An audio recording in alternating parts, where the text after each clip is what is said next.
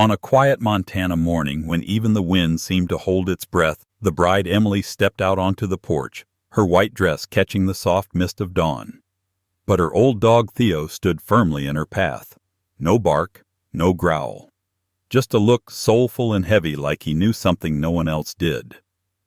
In that still moment, a silent truth began to unfold, not just about a wedding day interrupted, but about love, loyalty, and the kind of goodbye that only the most faithful hearts can offer. Chapter 1. The Wedding Dress and the Eyes That Spoke. Bozeman, Montana was glowing under the first golden rays of early autumn. The sky had the softness of a watercolor painting, pale blue brushed with clouds so thin they looked like whispers. The wind moved slow and gentle, curling around the hills and rustling the aspen trees as if trying not to disturb the day. On the outskirts of town, nestled between rolling pastures and tall pine trees, stood the old Carter farmhouse, 2 stories of weathered white paint and memories soaked into the wood. Inside, the second-floor bedroom smelled of lavender sunlight and fresh linen. A soft morning light filtered through gauzy curtains and fell upon Emily Carter as she stood barefoot in front of the tall mirror once belonging to her grandmother. Emily was 21 years old, with a graceful, willowy frame and an expression that always seemed to carry both warmth and thoughtfulness. Her features were soft but distinct freckled skin that caught sunlight like a secret high cheekbones that blushed easily, and large green eyes that never seemed in a rush to speak before understanding. Her long chestnut hair had been curled into loose waves that fell like ribbons down her back, and a sheer veil rested lightly over her shoulders. She wore a simple ivory gown, elegant but unadorned, just the way she liked it. A dress that flowed when she walked, clung gently at the waist, and made her feel like she was standing still in a world that never stopped moving. Today was supposed to be perfect. After 18 months of planning, her wedding day had arrived.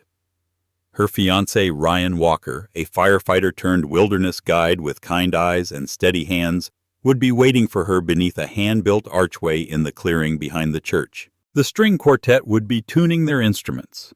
Guests would be laughing and sipping cider, and somewhere in the background the wind would carry the sound of joy. But something was wrong. Lying on the braided rug at her feet was Theo, her 12-year-old golden retriever, and the oldest, most loyal soul she knew. He had been her shadow for over a decade, rescued from a shelter when he was just a scruffy, underweight puppy with ears too big for his head and a heart too big for his body. His coat was still a beautiful mix of warm gold and honey, though now threaded with silver around the muzzle and tail. Age had thickened his frame, softened his gait, and dimmed the spring in his step, but never the spark in his eyes until today. He lay still, head resting between his paws, gazing up at her with an expression that was quieter than usual, almost sorrowful. His big amber eyes followed her every move, not with the usual curiosity, but with something slower, heavier. He had refused breakfast that morning, which was unlike him. He usually waited near the kitchen even before she stirred her first cup of coffee. Last night he had skipped dinner too, curling up near the fireplace and sighing deeply when she tried to coax him up. Emily crouched down beside him, careful not to wrinkle her dress. "What's going on, buddy?" she whispered, running her fingers gently behind his ears. His fur was soft, but there was no tail wag, no lazy lean into her touch like usual, just stillness. The bedroom door swung open, and in came Maddie Carter, Emily's younger sister by 4 years. Maddie was petite, energetic, and had a voice that always sounded like it was about to laugh.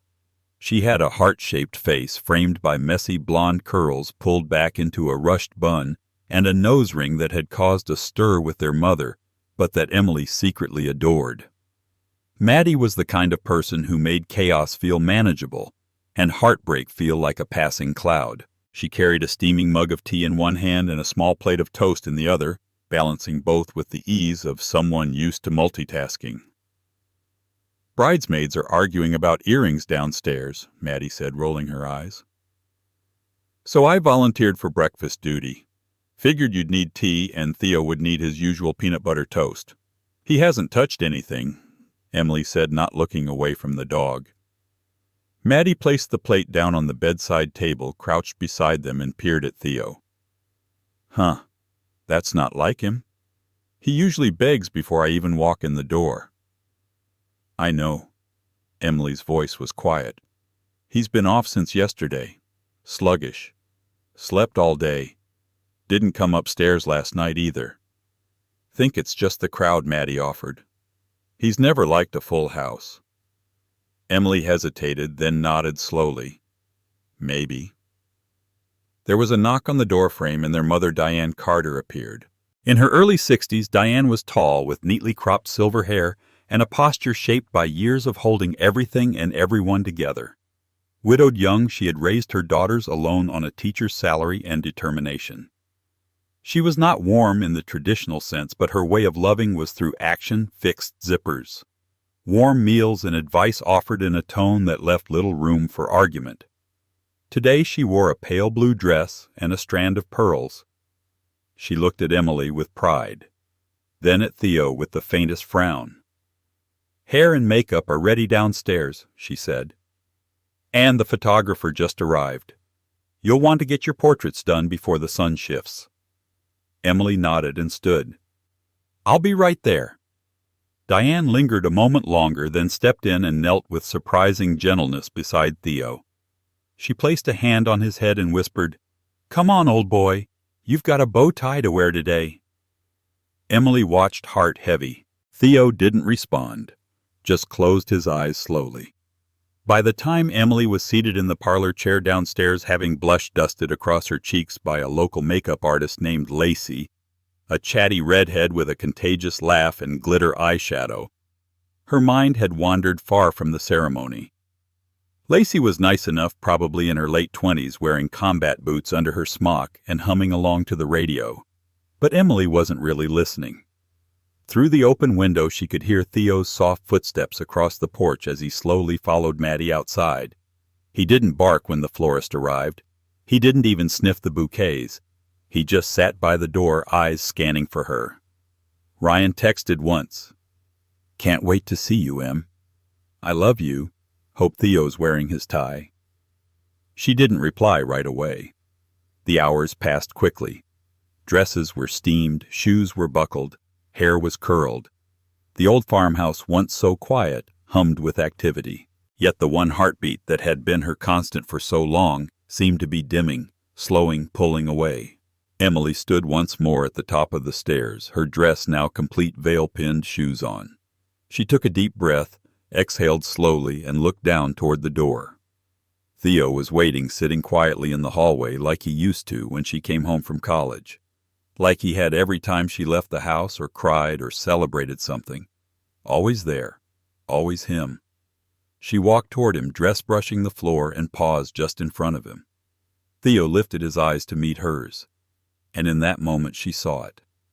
A sadness, a knowing, a goodbye, trying to be gentle. She knelt again, pressed her forehead to his, and whispered, "Please don't leave me today." Theo didn't move. But the warmth of him, the steady breath, the way he leaned just slightly into her, that was his answer. And Emily knew. She stood, hands trembling, then turned toward Maddie and said softly, "I think we need to call Dr. Keller." Chapter 2.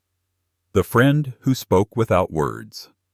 The sun had risen just a little higher over the hills of Montana, casting long golden beams between the tall pine trees surrounding the quaint wooden church where Emily's wedding was to take place.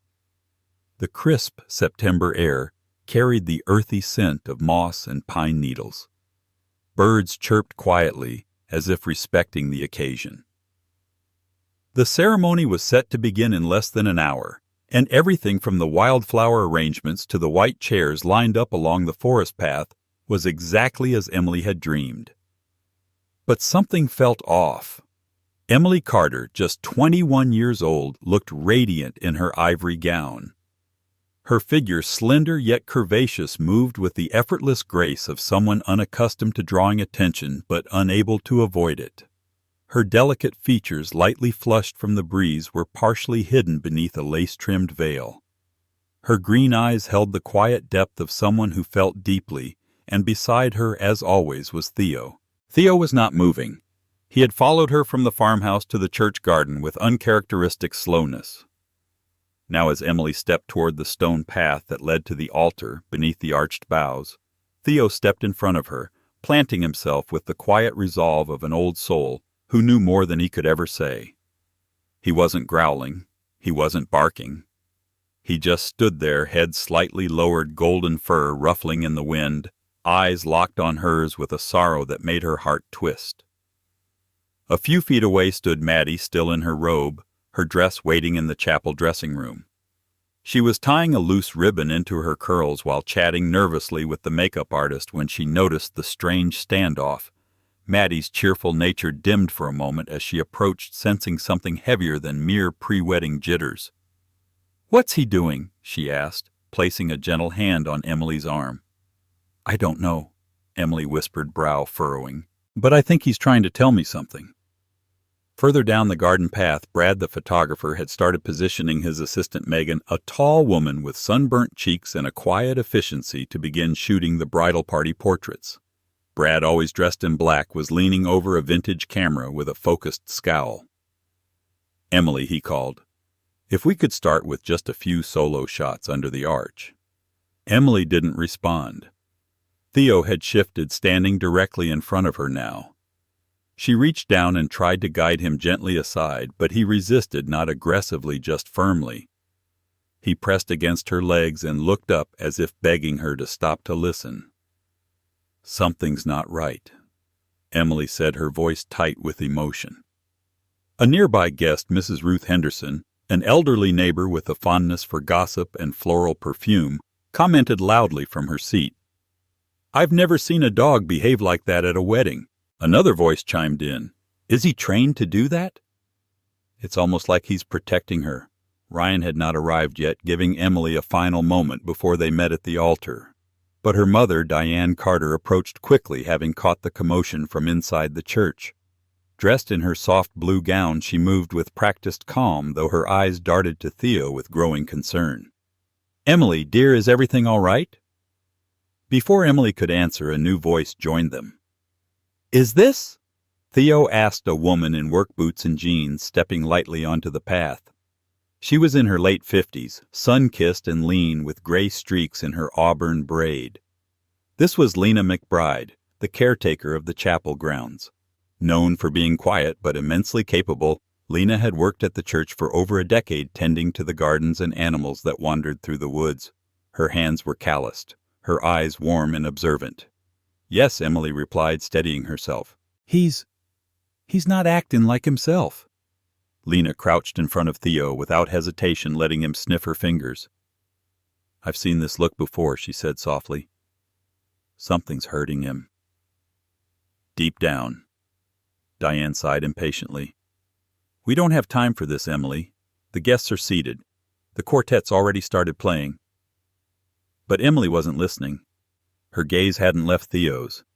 "He's never done this. Never blocked me like this before." Brad, sensing the delay might go longer than expected, lowered his camera. "Should I hold off on the shots?" Then another figure emerged, tall and broad-shouldered, with sun-reddened skin and a kind smile. Reverend Paul Benson, in his early 60s, had been the town's minister for over 3 decades.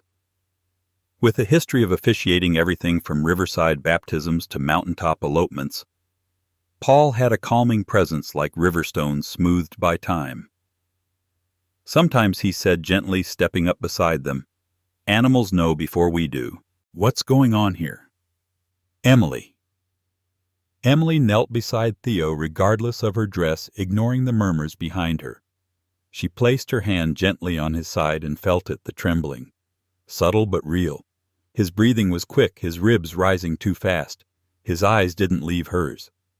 "We need to get him checked," she said at last. "I'm not walking down that aisle unless I know he's okay." Diane opened her mouth to argue, but Reverend Paul gently raised a hand. "Let her go.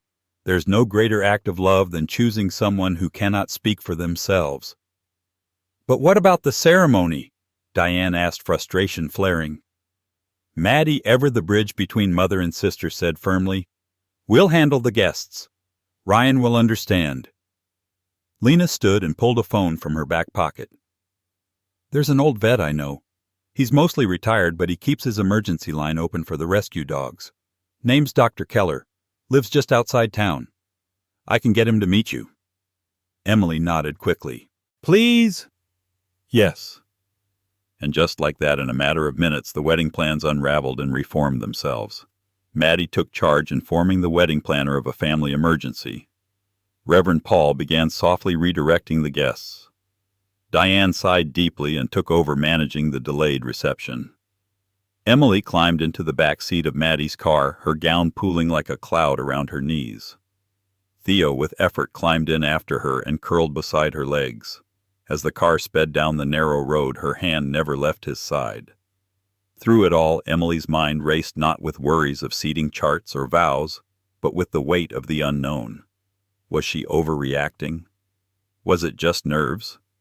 But when she looked down and saw Theo rest his graying head on her lap, sighing as if relieved, she knew she had made the right choice. She pressed her cheek to his fur and whispered, "I'll always choose you first." Chapter 3. A Chance and a Promise. The late afternoon sun stretched long fingers of light across the quiet parking lot of the Riverside Veterinary Clinic just a few miles outside of downtown Bozeman. The breeze had settled and the pine-covered hills stood still like silent witnesses. The building itself was modest painted cream with green trim nestled beside a grove of birch trees that whispered softly in the wind. The sign on the porch creaked faintly. Dr. Samuel Keller, DVM retired. Emergencies only. Emily sat in the back seat of Maddie's Subaru. Her wedding gown now slightly wrinkled, a few pine needles clinging to the hem.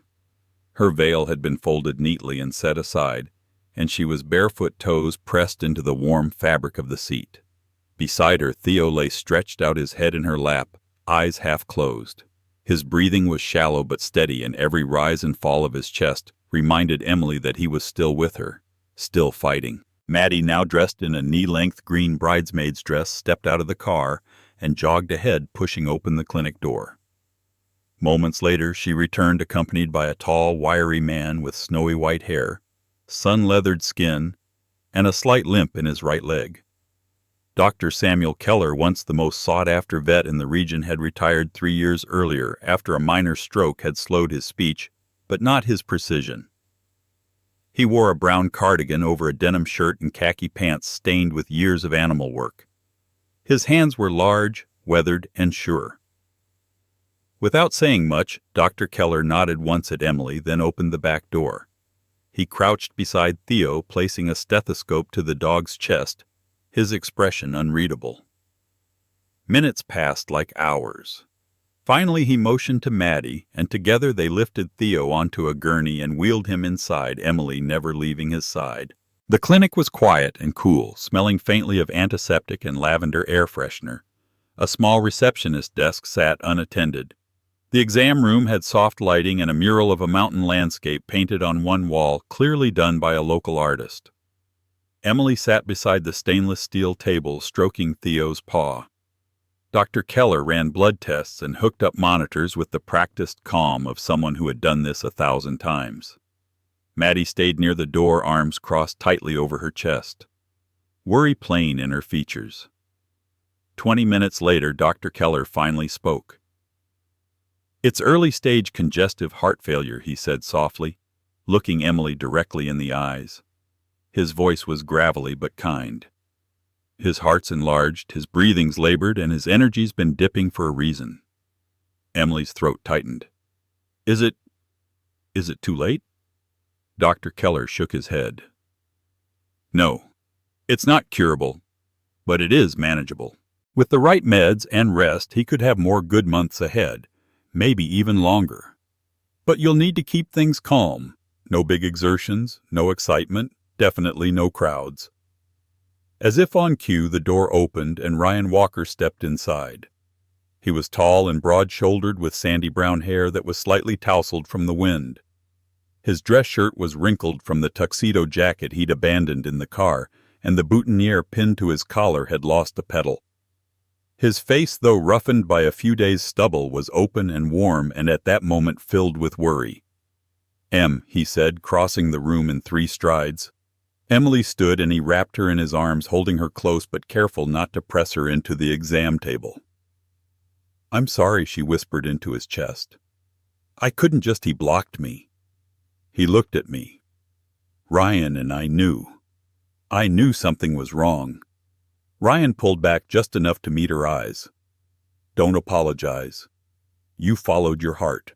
That's why I fell in love with you."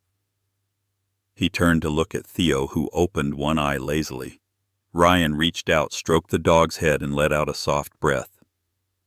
"He's the one who introduced us, remember?" Emily smiled faintly.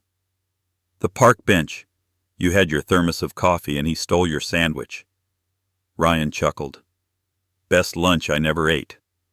Dr. Keller handed Emily a small bottle of pills and a printed sheet of instructions. "Give him the first dose now. I'll start a proper treatment plan tonight. He should stay here for an hour or so for observation." Emily nodded. Maddie approached quietly and handed Emily a bottle of water. "Guests are still at the chapel," she said gently. "Some are leaving. Mom's explaining things. Reverend Paul said he'll stay as long as needed." Ryan glanced at Emily, then at the little backyard behind the clinic, an enclosed garden space with wildflowers, a wooden bench, and a faded picnic table beneath a large birch tree. "What if—" he began, then paused. "What if we just got married here now? With Theo?" Maddie blinked. "You mean here in the vet's backyard?" "It's not what we planned," Ryan said. "But it's where we are. And he's part of this. He's always been." Emily looked through the window. The sun was low now, casting golden light over the field beyond. She turned to Dr. Keller. "Would that be okay?" Dr. Keller looked momentarily stunned, then nodded with a soft smile. "I've seen stranger things in this room." Maddie sprang into action, calling Reverend Paul and texting their mom. Within 30 minutes a transformation began. The wooden bench became an altar. Maddie clipped wildflowers from the garden and fashioned a bouquet. Reverend Paul arrived in his robes, breathless but beaming. Diane pulled up with Emily's veil, Ryan's jacket, and a cake box she insisted on bringing from the reception hall. Brad, the photographer, had followed them in his own car just in case. He looked around the clinic, took a few test shots, and declared the light divine. Megan helped string fairy lights from a box the clinic used for pet memorials. And so, in the most unexpected of places, Emily Carter and Ryan Walker stood hand in hand beneath the birch tree. Theo, now resting comfortably on a soft blanket with a tiny floral wreath around his neck, watched them with calm eyes. Reverend Paul spoke with warmth and reverence, his deep voice anchoring the moment. When he said, "You may kiss the bride," Ryan leaned in and kissed Emily gently, as if sealing not just a promise, but a prayer. Behind them, Theo gave a soft, contented sigh. His tail thumped once. The small group cheered. As the sun dipped behind the hills, Emily sat beside Theo once more, gown pooled around her hair slightly undone, makeup smudged by joyful tears. Ryan sat next to her, one arm around her waist, the other gently stroking Theo's head. It wasn't the wedding she had planned. It was better. Chapter 4. Every day a gift. The first morning in their small cabin after the wedding was quiet except for the slow crackle of the fire and the rhythmic breathing of a golden retriever curled up on a thick wool blanket near the hearth. Autumn in Bozeman was beginning to shift less golden light and more crisp air, the kind that made the windows mist over and the smell of pine smoke cling to sweaters. The cabin sat on a modest patch of land at the edge of the forest with tall lodgepole pines standing like sentries around the wooden porch. The property was a wedding gift from Ryan's late uncle, a man who had built it decades earlier with his own hands and never lived long enough to pass through its doors as a home. Emily padded softly across the wood floors, still in a cream-colored robe borrowed from Maddie. Her long, wavy hair was pulled into a loose braid, and her cheeks were pink from sleep. She looked younger without makeup, fresher somehow, like the version of herself Ryan had first seen sitting barefoot at the park, a sketchbook in her lap, and Theo resting his head in the grass beside her. Ryan was already at the stove, pouring coffee into mismatched mugs. He was dressed in flannel pajama pants and a white t-shirt. Barefoot, his short brown hair slightly disheveled, a hint of stubble giving him a rugged charm that Emily still found disarming. The firelight caught the curve of his jaw as he turned toward her. "Morning, Mrs. Walker," he said with a grin, handing her the steaming cup. Emily smiled, took the mug, and turned to look at Theo, who hadn't moved since she'd woken up. "He slept through the night," she said softly. "Didn't even shift." "That new bed might have helped," Ryan replied, glancing toward the thick orthopedic mattress set beside the fireplace. It had taken him 3 hours to build the wooden frame, staining it to match the floorboards, lining the edges with soft fleece, and placing Theo's favorite blanket, now faded and chewed at the corners, on top. Theo lifted his head slightly, gave a soft huff of acknowledgement, and settled again. The days that followed took on a rhythm that was both delicate and profound. Emily created a spreadsheet for Theo's medication schedule, color-coded and printed in large font taped neatly to the fridge. She called Dr. Keller every 3 days for updates and adjustments. The vet had been touched by the wedding and had offered to do weekly house visits, arriving in his old blue truck with a leather satchel and a gentle smile.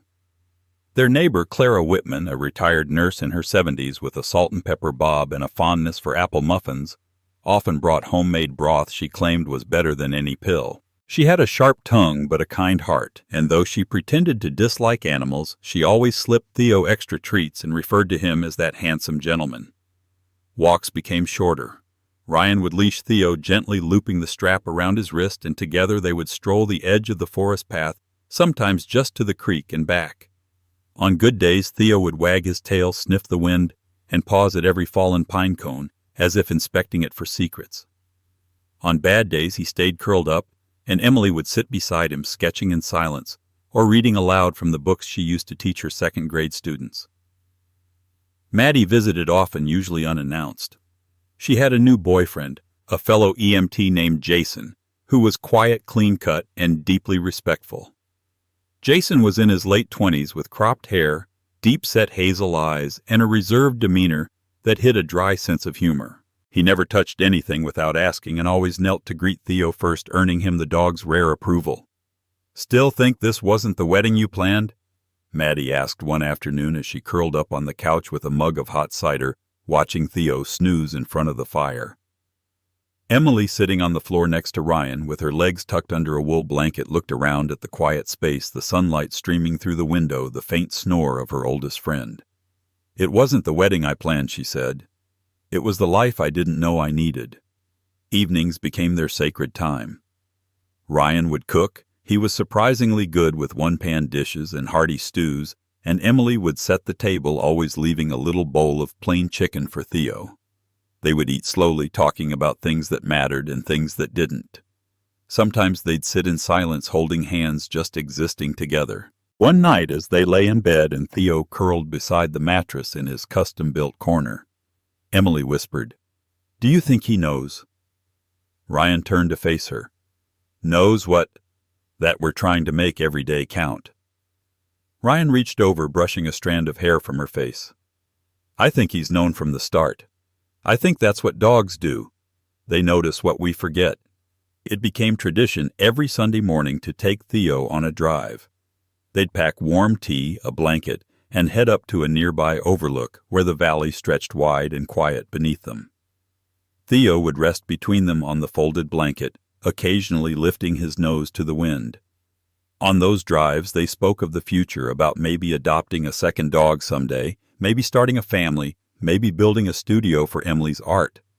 But no matter how far the future drifted into view, it was always tethered to Theo. He had become the axis of their love, a reminder of where they began, and of the patience and gentleness their love had grown into. That winter came early, blanketing the landscape in white. Theo, wrapped in his red sweater and nestled between them by the fire, became slower but still watchful. His eyes, though cloudier now, never lost their warmth. He still nudged Emily's hand when she was sad, still rolled toward the warmth of Ryan's feet during cold nights, still insisted on one bite of toast from every breakfast, and as the snow piled high outside, the love inside their home burned steady, quiet, warm, and fiercely alive. Chapter 5. A New Beginning, A Legacy of Love. The morning light broke gently over Bozeman's horizon, filtered through the amber leaves of the sugar maple just outside the cabin window. It was early autumn, 6 months after the quiet wedding under the birch tree. The world had settled into that in-between rhythm where summer's warmth lingered in the afternoon, but the mornings carried the cool breath of what was coming. Birds chattered lazily outside the kind of calm chorus that spoke of peace. Inside the cabin was silent. Emily sat cross-legged on the hardwood floor beside the fireplace, still wearing her oversized knit sweater and plaid pajama pants. Her long brown hair was loose around her shoulders, and her cheeks were still pink from crying, but the tears had stopped. Wrapped in a woven blanket lay Theo, his fur still golden, though now duller touched with frost. He had passed in the early dawn, his final breaths soft and steady in Emily's arms as the first sun ray stretched across the floor. Ryan sat behind her, one arm around her shoulders, the other hand resting gently on Theo's back. His eyes were red but dry. He had been holding it together for her, always for her. The fire crackled gently, casting flickers of gold and orange on the cabin walls. Theo had had a good day the day before. He'd eaten a full meal, some chicken sweet potato and a biscuit Clara had dropped off. He'd even walked down to the edge of the creek with Ryan, taking his time but pausing to sniff at the fallen leaves. That night he'd laid down beside the bed, as always, rested his chin on Emily's foot like he always did, and let out a long sigh, the kind that came after a life fully lived. Dr. Keller had come quietly that morning when they called. He didn't bring a bag, just himself, wearing his usual brown cardigan and a look of deep compassion. He placed a hand on Theo's chest, nodded once, and said, "Only." He went peacefully. Then he gave them space. Later that day, they buried Theo beneath the birch tree behind the clinic, the very one under which they'd said their vows. Reverend Paul had come wrapped in a forest green scarf, carrying a small wooden box of carved trinkets he'd collected over his years, each one meant to honor a life of devotion. He placed one, a small heart etched with paw prints, at the foot of the grave. Emily had made no speeches. She simply whispered, "Thank you," and pressed her hand against the freshly turned soil. For a while the house was still. Ryan returned to his guiding job part-time, and Emily took a short leave from her teaching position. She spent her days sketching in silence, curling up near the fireplace, and flipping through old photo albums. On their wedding anniversary, 6 months later, instead of dinner at a restaurant, they visited the Riverside Animal Shelter, the place where Emily had first found Theo as a college freshman. The shelter hadn't changed much. The paint was chipped, the welcome sign slightly crooked. But the inside was filled with the same hopeful noise, the sound of barks' tails thumping against kennel bars, and the eager eyes of dozens of animals hoping for a second chance. They were greeted by Nancy, the shelter manager, a woman in her early 50s with short silver hair, round glasses, and a demeanor both practical and motherly. She wore hiking boots, a fleece jacket, and carried a clipboard that looked like it had survived a few storms. "Emily Carter," she said with a warm smile, "and the husband, of course. Heard you two became quite the story." Emily blushed. "We wanted to talk to you about something. About starting something here. For the older dogs." Nancy's expression softened. "You mean the ones no one comes for?" Ryan nodded. "We'd like to create a space, maybe just a corner, a deck, something gentle. A place where they can rest. Get visits. We'd call it Theo's porch." Nancy looked between them and smiled. "I think that's the best idea I've heard all year." Over the next few weeks, with Ryan's carpentry and Emily's eye for comfort, Theo's porch was built. A shaded wooden platform with soft beds, sunlit corners, and a gentle rocking chair where visitors could sit with the senior dogs. Clara donated handmade quilts. Jason installed a small heater for the winter months. Maddie painted a mural behind the deck, a golden retriever looking into the horizon, nose to the wind. One cool Saturday afternoon, as the porch was being dusted and prepped, Nancy walked over with a leash in hand. "This one was surrendered last week," she said, kneeling beside a large, slow-moving golden retriever. His coat was light cream, his ears droopy, his walk uneven. His name, written in simple black letters on his tag, was Charlie. He was 11, had arthritis in both back legs, and had been left when his owner entered assisted living. He doesn't move much, Nancy added. Mostly just lays in the corner. Sweet boy. But most people pass him by. Emily knelt slowly in front of Charlie. He looked at her not with sadness, not with fear, but with quiet. A tired, curious quiet. He sniffed her hand, then leaned into her palm, pressing his weight into her knee. She didn't speak. She just looked at Ryan, and he nodded once. That night, Charlie lay curled on Theo's old bed, which Emily had brought out of storage and set beside the fireplace. He snored loudly and startled himself with a sneeze which made them both laugh. In the weeks that followed, Charlie made the cabin his own. He followed Emily into the kitchen, lay across Ryan's feet during evening tea, and waited patiently by the front door for his slow walks to the creek. He didn't replace Theo. He didn't have to. Love doesn't work like that. It grows. It expands, it remembers, and sometimes it makes room for more. End of story message. Some kinds of love don't need words. They aren't loud, flashy, or perfect. They exist in a quiet glance, in the slow footsteps that follow you everywhere, or in the simple way a head leans gently against your knee to say, "I'm still here. Don't worry." The story of Emily, Ryan, and Theo reminds us that the most precious things in life often come not from perfection, but from choosing to love in the quiet, everyday moments. And when we dare to love truly and wholeheartedly, that love leaves behind a legacy that never fades. In everyday life, perhaps we all have a Theo close to us, whether it's a friend, a family member, or a four-legged companion who loves us more deeply than we realize. Take time for them. Slow down. Because each day together is truly a gift. If this story touched your heart, please share it with someone you love. Leave a comment with amen as a blessing for loyal dogs, kind hearts, and those who are still learning how to love with their whole soul. Don't forget to subscribe to the channel for more heartfelt stories of connection between people and animals. May God bless you and your loved ones with warmth, peace, and lasting love.